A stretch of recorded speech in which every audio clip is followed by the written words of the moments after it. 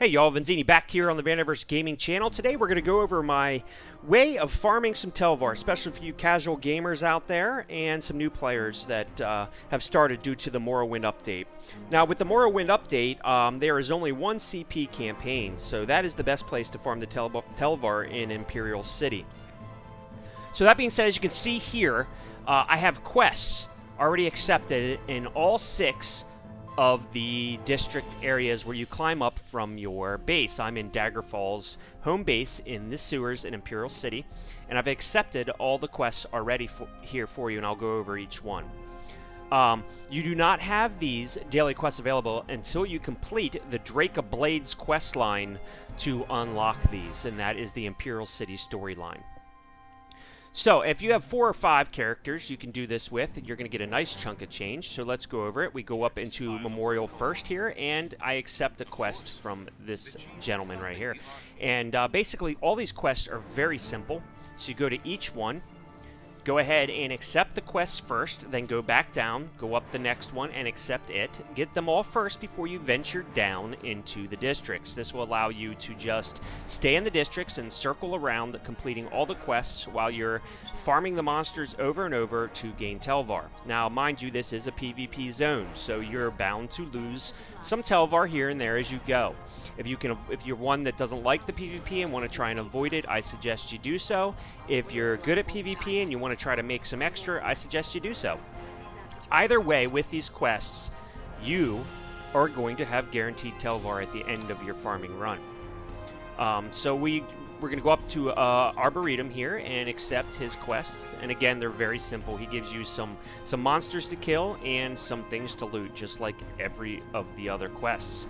So as you're running around, you might be farming with a guild, to do the guild, zerging of all the bosses, which is a fine way to gain some Telvar if you like to do that. It's very safe and effective, but also boring at the same time, and you don't quite gain as much Telvar as fighting bosses in smaller groups, which we'll go over here in a little bit.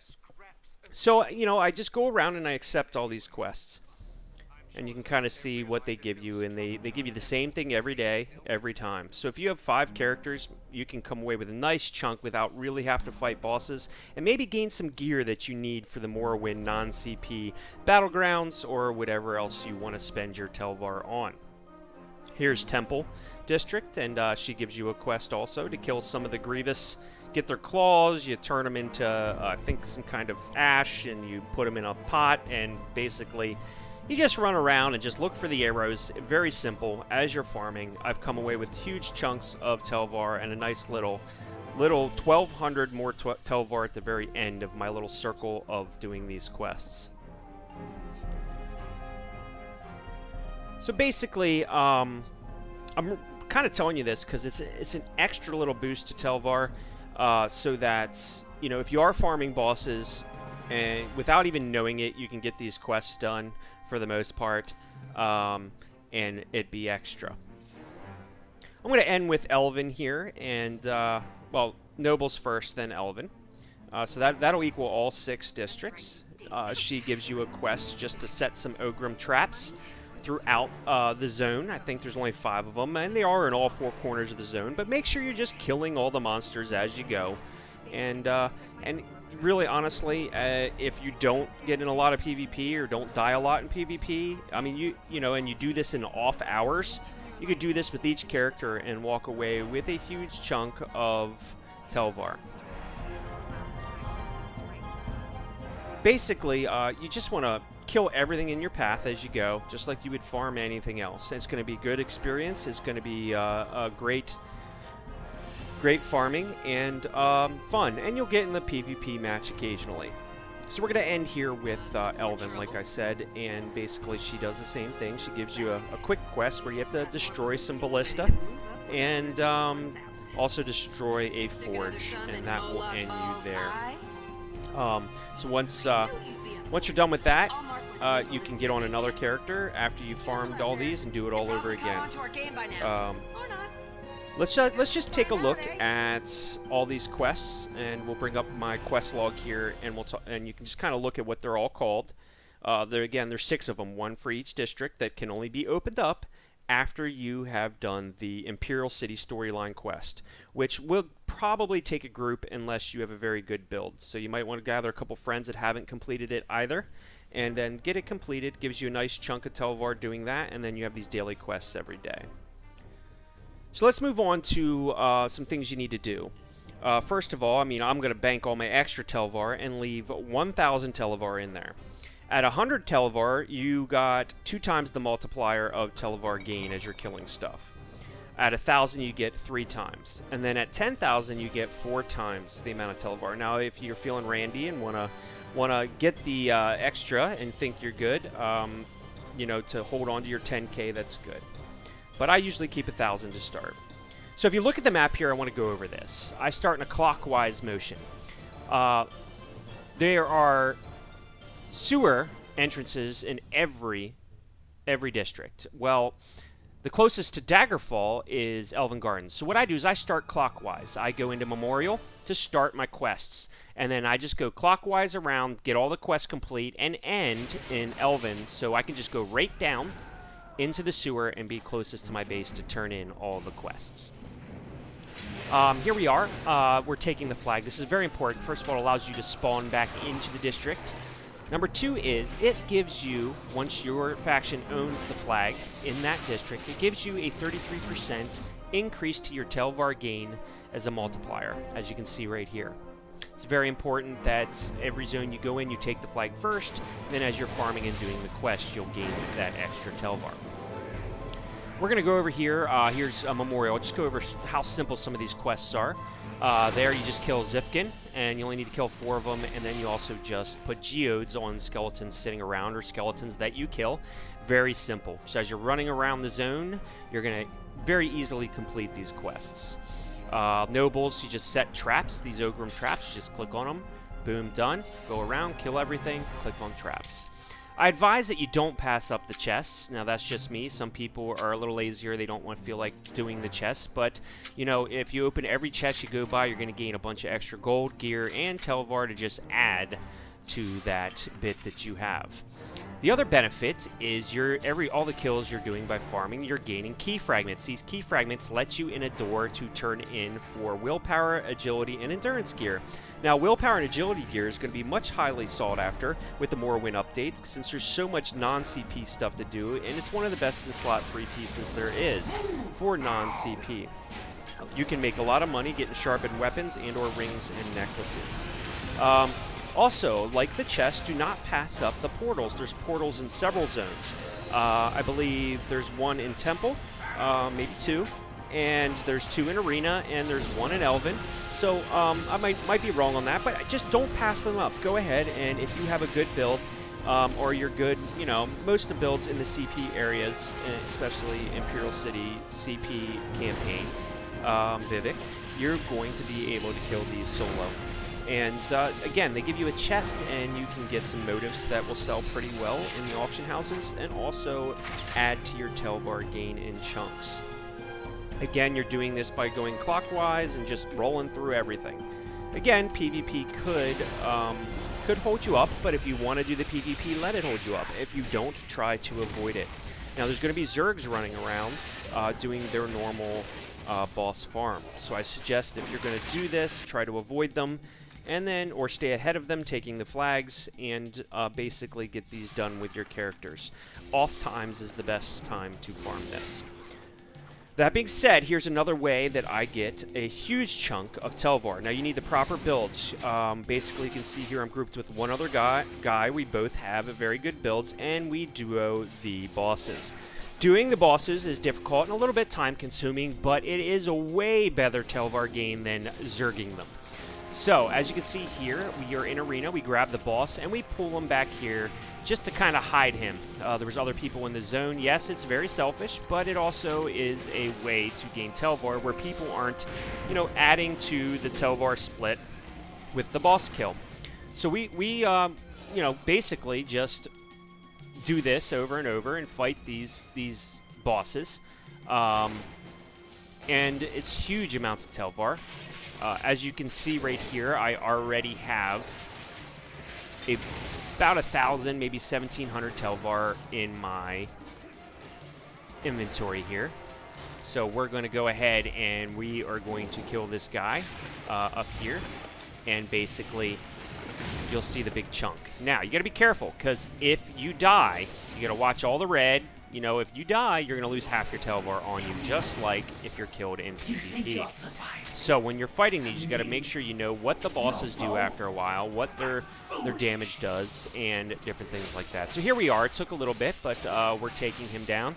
And you'll see the chunk of change you get with just duo. Now, small grouping these bosses is a lot more beneficial than zerging them. So you just saw that chunk of change in Telvar that I gained there. It's very nice. So here we are again. We're going to fight the boss here in Arboretum and basically duo it and gain another huge chunk of Telvar. This boss here, she does, you know, kind of the normal thing. She spawns a bunch of guys. She'll spawn the balls that heal her. You got to make sure you kill them. Make sure you stay out of red. And all the normal things you do with any boss fight. And once you kill her, you'll get another nice chunk of Telvar. So, now as you're doing this also, if you still have the quests and kill, you know, a lot of the mobs on the way, you're basically going to finish the quests as you're farming the bosses and get that extra chunk of Telvar turn in. Very nice, very fun, and actually he just died there, lost half his Telvar. He's probably not happy with me. I don't know if I couldn't keep him healed or if he made the mistake, but yeah, so he lost half of his Telvar that he had there. Good thing is about fighting the bosses is you can just respawn right there, because you were killed by a NPC, so that's kind of nice. So we got another chunk of change. As you can see, I'm ×4 now the Telvar due to having over 10k stones on me. Basically the same thing here. Make sure the flag is yours. Now, we don't quite have the flag yet, but if we stay around it long enough, it will turn for us, and it did by the time we killed the boss. And again, you know, guards might help here and there. Sometimes they do, sometimes they don't. I don't know what causes that, per se. Maybe someone can leave a comment and tell me how you get the guards to kind of help you out. So here we are. We're going to kill him and gain another chunk of Telvar here.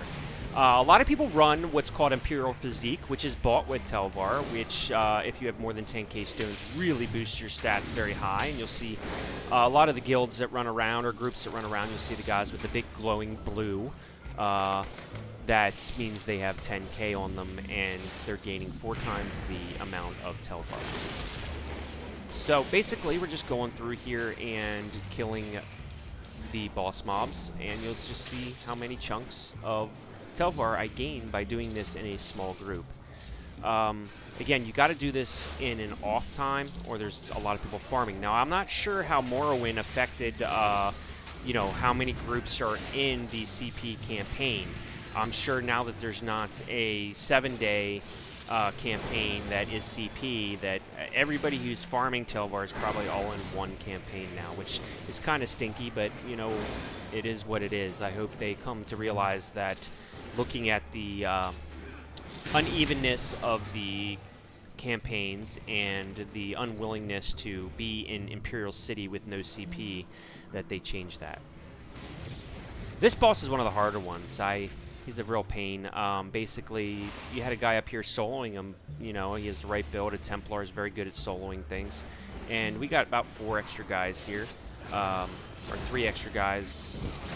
4 total attacking him. I'm only grouped with the one guy I've been farming with. But, you know, you join in, you're going to gain a chunk of Telvar. And basically take him down. And let's just see how much we get here with just 4 people attacking him as compared to just 2. And it's not going to be quite as much. There you go. See, not quite as much. But, again, great way to farm Telvar. Now, you are going to get in PvP, so I'm just going to show this clip here. Basically, you know, if you're solo, and most people are running in groups to farm bosses, if you're a great 1vxer, sure, go ahead and try it out. Make sure you bank your Telvar before you do so. But me and him decide we're just going to take these guys out and keep going with our farm. The more guys that you fight and kill as you are farming bosses, the more likely they're just going to end up leaving you alone. Again, if you're not into the PvP or not good at PvP or just don't want to be bothered, you'll just want to avoid PvP altogether. But sometimes that makes it difficult to take the flags and you'll lose that 33% Telvar gain. If you're okay with that and just getting the quests done, you know, so be it. I mean, you're still going to be able to gain a chunk of Telvar.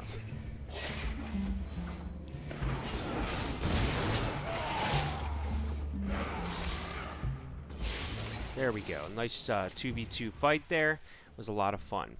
Now, last way to gain some Telvar, if you want to be ambitious, is finding those groups that are farming the bosses. And basically, if you think you have a small group or you can gank one of them, you could gain a nice chunk even if you die. So sometimes, you know, I give up on trying to farm the bosses because there's too many big groups, and I start trying to gank. You know, if they've been farming the bosses, you know, for a good hour, they're going to have some chunks of Telvar on them, and you can take some of that with them. So right now, this is a little bit of an outnumbered fight. It's me and a couple other stragglers around. I'm not grouped with anybody, but I seen that they were already fighting them. So we're going to, you know, attack them and try to take some chunks of Telvar here. So let's just watch this fight and see what kind of Telvar I gained from killing some guys that were farming Telvar. It's a lot of fun too. I mean, especially if you win. If you die, like I said, if you die but still could take out a couple guys, you're gonna gain some chunks of Telvar, and that's the whole point, and that's what's fun about it. That's what's fun about Imperial City, being able to actually feel like you've been rewarded for your efforts. So I think it's 3v6 here, maybe 7. I don't know, but basically we've killed a couple of them, and you know, they were farming the bosses, so it was nice to get in here and have a couple good PvPers. And I've already gained I already doubled my Telvar with this fight, and we just are going to keep fighting, and hopefully we come out victorious and have a couple chunks of Telvar to pop in the bank here.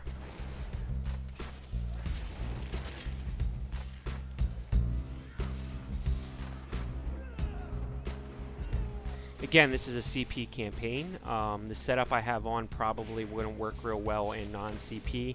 So you got to make sure that if you are going to go in Imperial City with non-CP, that you do have a non-CP build for that. Now again, you're going to be much stronger in the CP campaign for farming, so I highly suggest you go there. But the non-CP campaigns are going to be a lot less crowded, so if you don't mind killing mobs a little bit slower, and you have a good build for still fighting the bosses, you can do it in non-CP and not be bothered near as much if you just want to get the quests done. So there we go. We killed all those guys, got a huge chunk of Telvar, and now we are back down in our base. Daggerfall, we entered through Elven Gardens, and we're ready to turn in our 6 quests. So, turn in these 6 quests and listen to these guys. Thank you for all the hard work you did, along with killing the bosses and killing a bunch of monsters, and they reward you with some gold and a light Telvar sack. Now, the light Telvar sacks, as you'll see here in a little bit, they will give you 200 Telvar per opening. So that's 1200 Telvar times 5 characters, 6 characters, and on top of what you were able to keep in PvP as you came down here when you were done, and you're looking at a nice chunk of Telvar to buy some gear or whatever you want to buy with. So I hope this video has helped you guys out in deciding whether you want to enter Imperial City and try to do these quests. And again, these quests are only available if you finish the Imperial City storyline quest line. And you know, it kind of is a nice thing if you are not a PvPer and need some Telvar to get some of them pieces of gear that you want, to have guaranteed way to grab some Telvar. I hope this helped again, and until next time, guys, I will catch you on the battlefield. Have a good one.